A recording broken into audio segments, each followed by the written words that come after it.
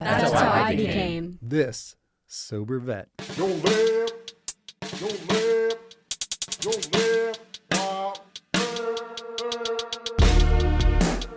Our mission is to normalize sobriety with veterans who are using and abusing substances in a harmful, self-medicating way.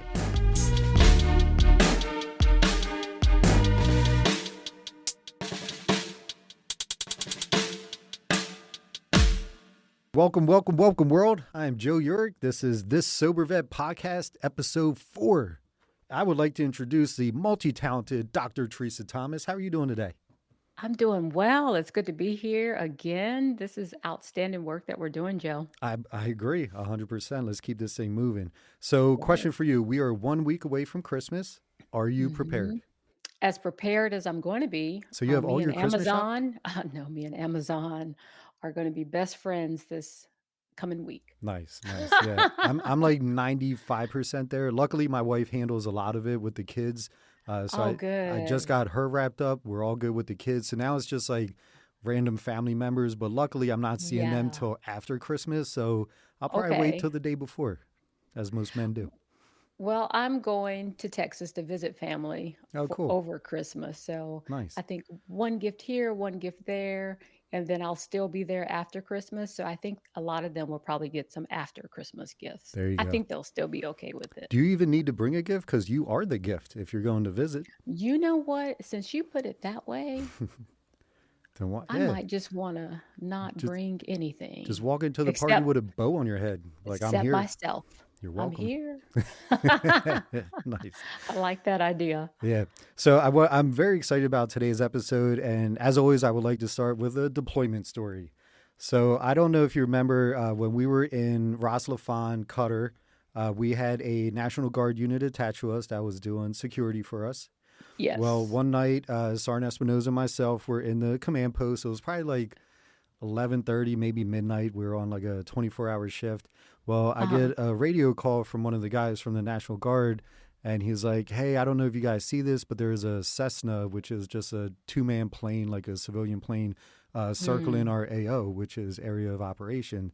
So I go outside, I look up, and there's this little plane, you could just hear him like buzzing along. He's just doing circles right above us. And I'm like, why would you like observe at night? Like, this is just weird. So I talked to Espinoza, Sergeant Espinoza. He's like, we should probably call this in. So we got on the talk. Like in our command post, we had two radios. One was local. The other was a TOC, which is a Tactical Operations Center.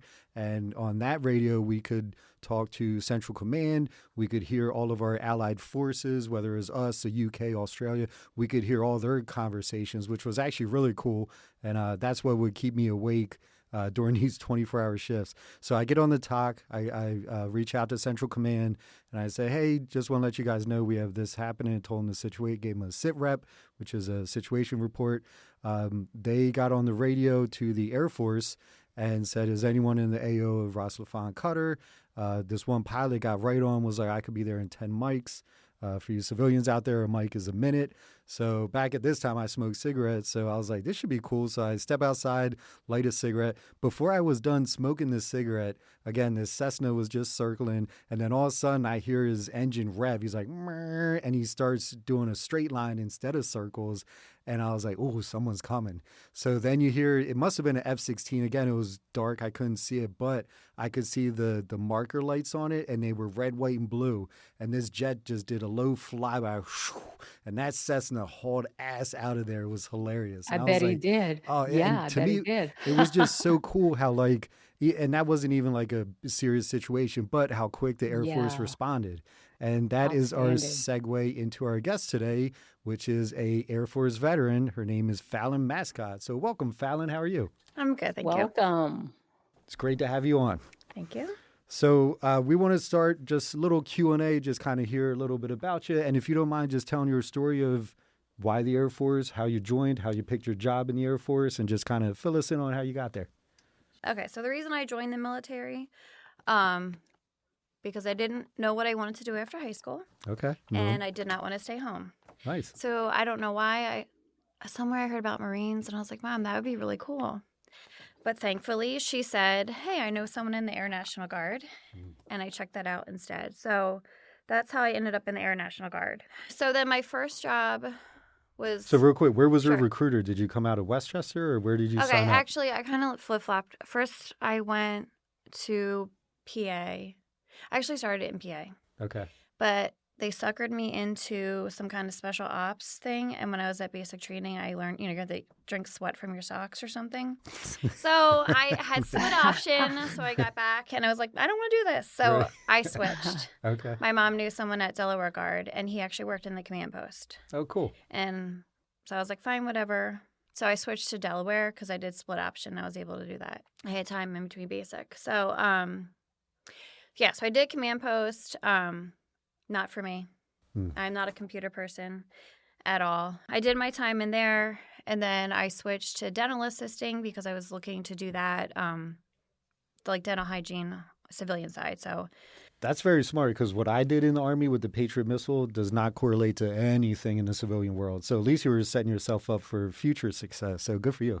That's smart. yeah, so yeah, with Yeah, that, that was smart. That was smart. And Joe, I mean, but you learn so much more in the Army. What are you talking about? I did. There's so many other I things. did learn a lot. I learned how to suck it up and drive on, right? That's it. Yes. Yes. so I finished at Delaware. Actually, I took time off. So I was having baby number 3. My contract was just about up. I went into a year of IRR, and I took 2 years off in military. Can you tell everyone out there what IRR means? So is it something ready reserve? Yeah. So you're like, Individual. individual. As- right? okay. Individual ready reserve. so I was like in it, but not in it. And then, so when my contract was up, I signed back up with PA Guard. Okay. And I went to services, which I loved. And what is that's pretty broad. What is that? So entail? what is that? That's dining facility, Okay. the DFAC. lodging, fitness, and they do some like mortuary stuff, Oh, wow. Okay. which we didn't have at our base. But so mostly I just did dining, Nice. which was my thing because I bake. So I really liked it. I have to say that was the first time I liked the military. Wow. Okay. I really liked it. Okay. I liked the people. I liked leadership. So, and then, so that 6 years was up. A lot of the good leadership left. And someone said, you'd be really good in the chaplain office. And I was like, you know what? Because I wasn't sure what I was going to do. Mhm. So then I ended up as a chaplain assistant. Very cool. Okay. But Okay. that happened right in around 2020. And, everything's getting crazy. Now, real quick, when you change something like that, do you have to go through, like in the Army, we had AIT where you learned advanced individual training, where you learned your job. Yeah. So you had to go to So another each AIT. time I switched, I had to go back to tech school. Okay. Gotcha. So, yeah. So I did go back. I went to tech school for that one in Mississippi for chaplain assistant. But, yeah. So I finished there, but I only did 4 years. And I was going to stay longer, but it just was not what I expected. Okay. In a good way or a bad way? It was not what I expected because it did not line up with what I thought it was going to be. Gotcha. Okay. As far as like, I thought it'd be like church, someone higher up telling you what you can and can't do. It wasn't really biblical, I guess, put it that way. So, didn't really want to stay in it. I was like, nope, I can't do this.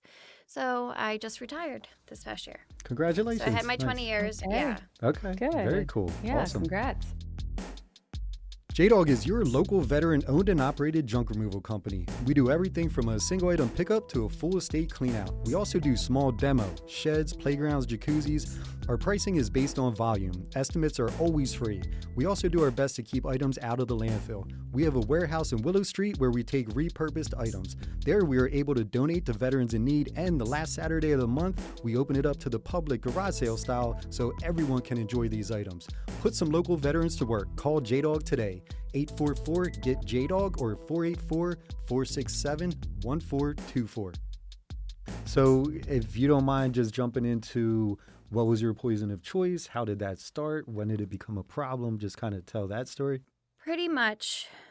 Now that I look back, definitely the trauma started very young. So my dad had his own trauma from his childhood. So he was full of rage, had a problem with drinking. So there's a lot of fear growing up. And I know at a young age, like I look back and now I know because I've had to do a lot of soul healing and stuff that Absolutely. I'm like, oh, I Mhm. disassociated from those memories. Like things like, and I'm like, Mhm. oh, I wasn't a quiet kid. I was just afraid to talk. So like different things I look back and now I know like, oh, that was from that. Um, Mhm. so a lot of the trauma started, I know it was from like just living in fear and just having a dad that was out of control. Now, if you don't mind me asking, was this physically abusive, verbally No, abusive? just more, it was more like mentally and emotionally. You know what I mean? Mhm. Like Which just is sometimes even Mhm. worse. unpredictable. You're just scared. My dad, his father was physically, emotional. Like he was not there for the family. So I know my dad's backstory. So I've totally forgiven him, but he's come a long way. Growing up, things were my parents were always fighting. It did not feel safe.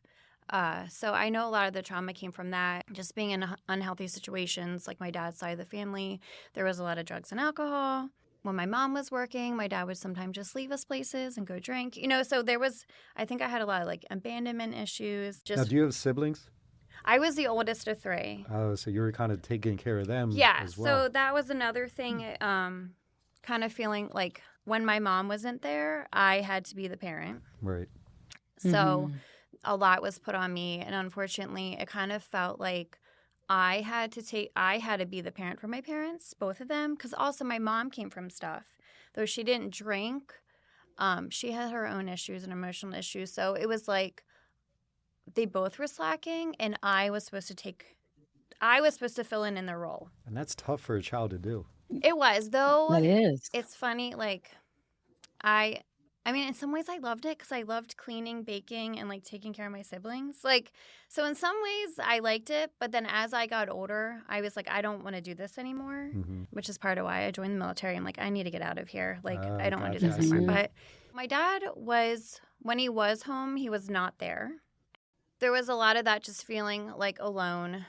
At home, it was very like, I don't know, it just felt sad a lot. Except I will say, Friday nights, TGI Friday, Mm-hmm. order pizza. Like my Yeah. parents love to laugh. So I do have some good memories. Oh, good. Okay. Like there is some joy mixed in there, but there was a lot of fighting. And it was usually over my dad's drinking and him not being home. So that is kind of where my trauma came from, which led to starting to drink as a teenager. Now that I look back, I was definitely like numbing some feelings. I didn't know I was doing it back then, but I was trying to find joy with the Mhm. drinking, and it never did anything except make you feel horrible. And I just remember feeling worse afterwards. But some reason I kept trying it, Right. thinking Yeah. like next time it's gonna work, next Exactly. time it's gonna Uh-huh. stick. Yeah. But Mhm. Well, while you were drinking, though, did it numb it and it kind of took your mind off of it and you got to relax a little? Or yeah, unfortunately, and I'm not saying this proudly, but like I couldn't have beer because I was allergic to it. And caused really bad bloating, celiac, right? But okay. Uh-huh. I could have vodka. So I was mostly Okay. like, seltzer water. Like I drank it like water. So like Oh, okay. I wasn't really good at drinking.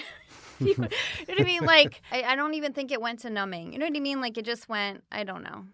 So Like straight to blackout? Like or like that? just straight to like I just drank too much. Right. It's Gotcha. kind of what I Uh-huh. remember. You know what I mean? Like so it wasn't even a good experience. So I don't even know why I kept doing it.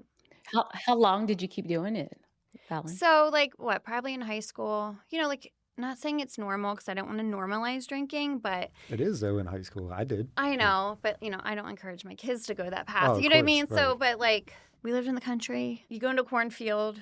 Everyone has their trucks, Yep.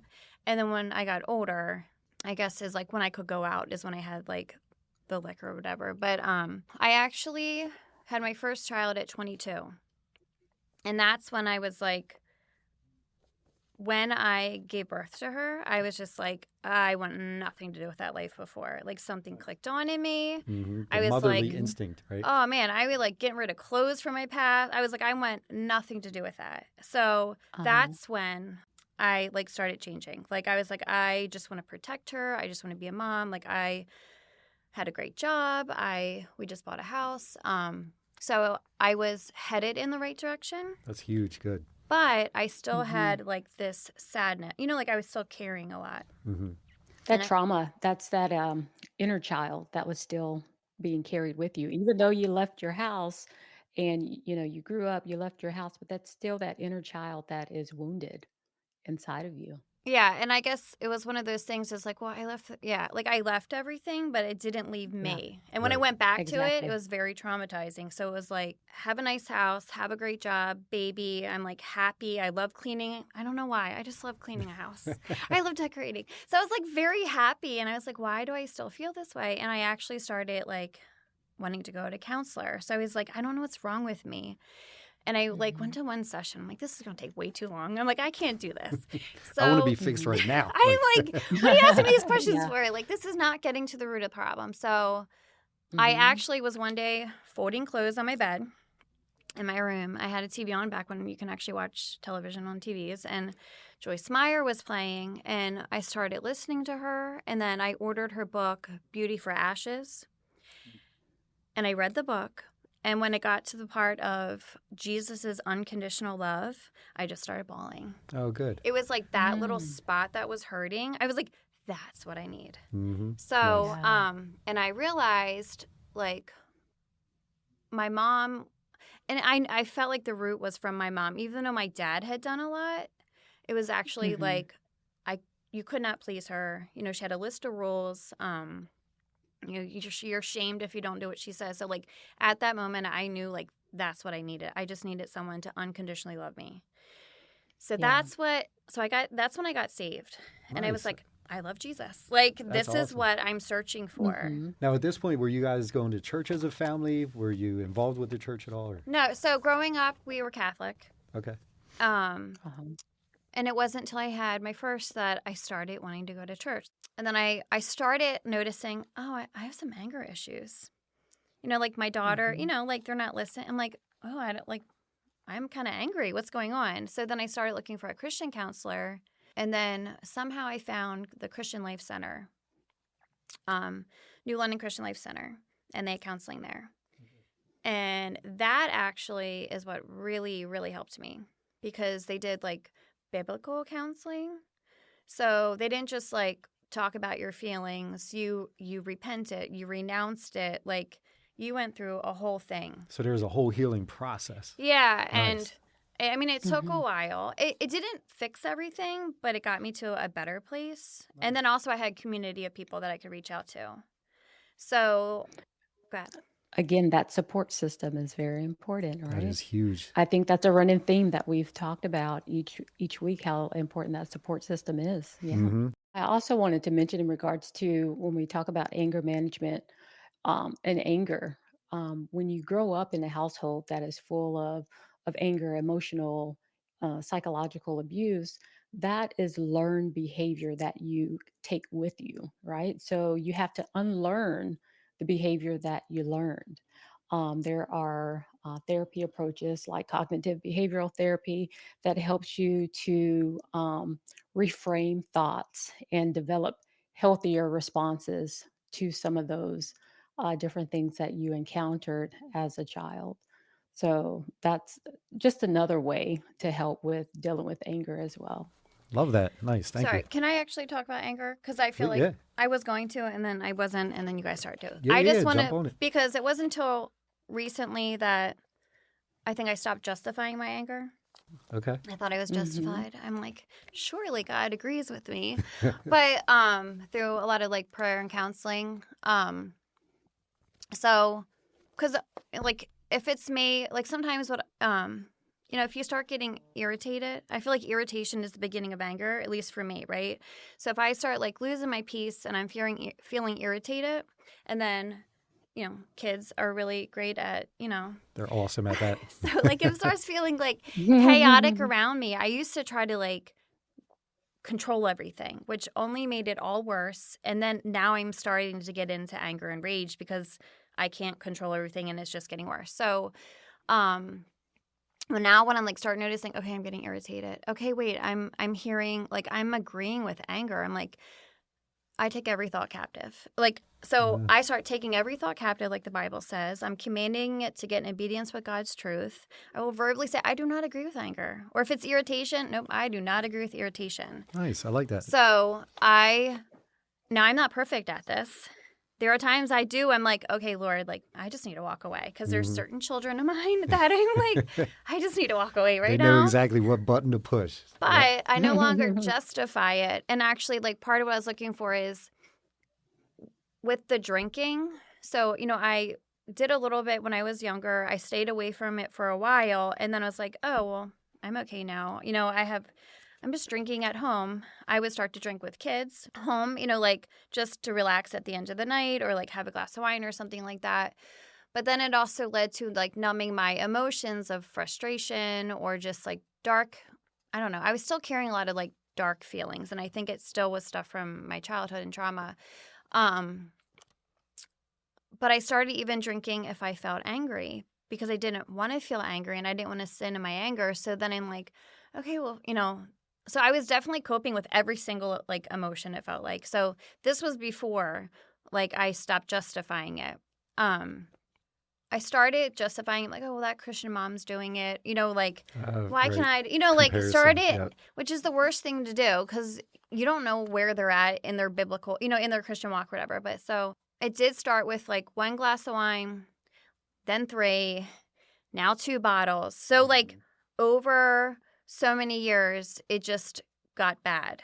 Yeah. So now 2020 hits and my kids are home. And I'm kind of like, wow, this is wonderful. I'm on vacation. I'm not working 3 jobs. And I'm like drinking during the day. And I'm like, Day this drinking. is great. Yeah. After 2 weeks, I'm like, okay, like when is life going to go back? Like I can't keep this up. So 2020 is when I felt like God was like, is this really what you want? Like you can't have both. You can't have me and that. Like this can't go anymore. So I went from like thinking I was in control, lying to myself, feeling like I was in control, and then I was like, I have no control over this. This is really bad. Was there a certain moment, or did you wake up one morning hungover, or like what kind of made you think that? Okay, because I drank every day for 3 months. Gotcha. Okay. And I was like, I think I was so stressed out and there was nothing else to do. So like I didn't have church anymore. I didn't have the gym. Now I did homeschool my kids for a while, but then they were in school for 2 years. The second year was when, that spring was COVID. So now I have all the kids home and then, like the stressors of that.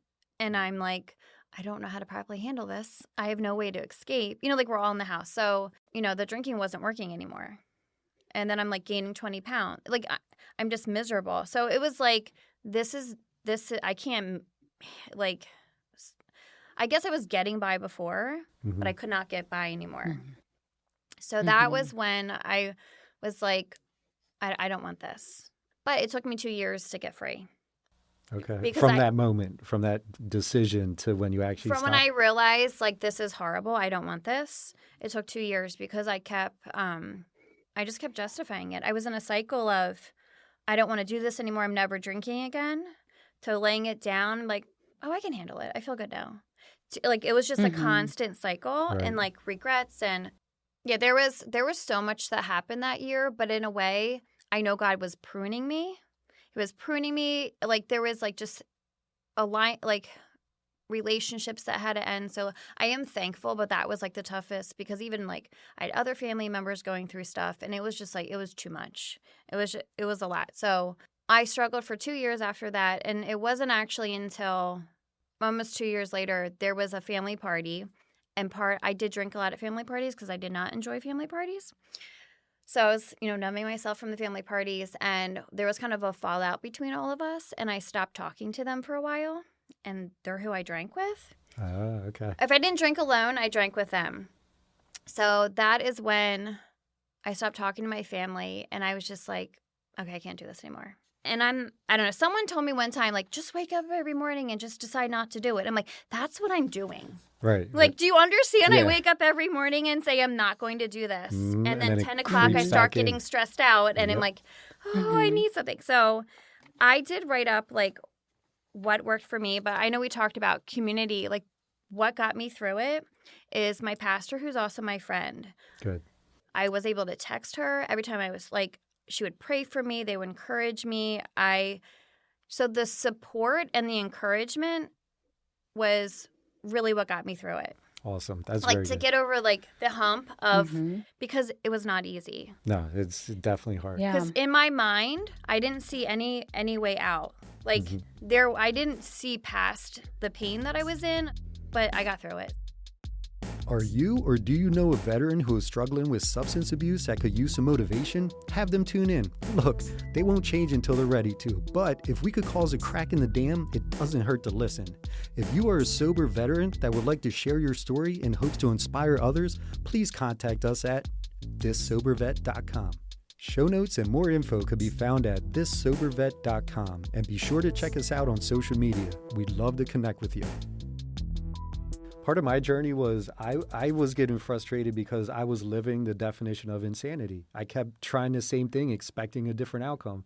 I was like, no, I could drink again. I'll stop during the week and only drink during the weekends. And then Wednesday, it's like, Right. oh, we're halfway through the drink. If I have 2 or 3 beers, it's not bad. Then I'm drinking Thursday night. Then I'm Friday, Saturday, Sunday. And that, yeah, it's just, and alcohol does that. You get in this cycle, and it's so hard to break that. And that's, again, why Yeah. I feel like community is key, because Absolutely. once you eliminated the people that you were used to doing that with, and then once you found a community that now wants to support this new direction, that's when you started to thrive, it sounds like. Yeah, and also one thing I like realized, I was trying to get free from stuff that I was in agreement with. So once I finally broke agreement with like I'm in control, or I can do this, or like one drink is fine, like that too is when I move forward. Like because I was still in agreement with a lot of things. Right. But so yeah. Yeah. And our strength is in our choices. And that's one thing that drove me nuts, because I'm like, I feel like I'm an intelligent person. Why am I still doing this? Like, I'm choosing to put that beer up to my mouth. I'm choosing to sneak downstairs and take a shot that I'm not supposed to. Like, and it's just everything about it is bad, but you just keep going back to it. And that's one thing I feel like we all struggled with at some point. But it seems like everyone finds that moment, because I found a moment like I'd say 4 or 5 years before I quit drinking. We came home from church one day, and I told my wife, I was like, I feel God is weighing on me that I need to stop drinking. So I stopped drinking for like 2 weeks and then bought a 6-pack. And she's like, what happened to God? And I'm like, well, he understands I'm going to fall every once in a while. But like, I knew in my heart what I should do, but I just wasn't mature enough, or I didn't have that support system enough to actually do it. But it was tough, because like God knows us better than we know ourselves. And I literally could hear him like, Joe, stop with the drinking. That is not serving you any good purpose in any way. There is not bringing anything positive. Although I thought I was addicted to the buzz. I enjoyed that it was totally selfish, the reason I was doing it. But yeah, once like, again, God will intervene. But like you said, maybe he was just pruning me for when I was ready to actually drink. And luckily my wife gave me that ultimatum and kind of forced me into not drinking.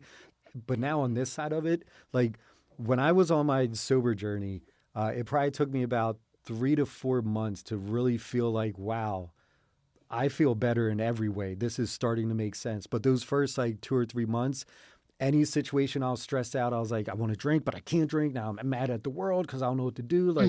Like, did you have those issues too when you first started like quitting for good? Yeah, I don't really remember those months. Okay.